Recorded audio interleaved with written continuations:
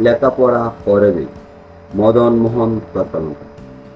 লেখাপড়া করবেই গাড়ি ঘোড়া চড়ে সেই, লেখাপড়া যেই জানে সব লোক তারে মানে। কটুবাসী নাহি হবে, মিছা কথা নাহি কবে, পরদন নাহি লবে, চিরদিন সুখে রবে। পিতামাতা গুরুজনে সেবা কর তাই মনে।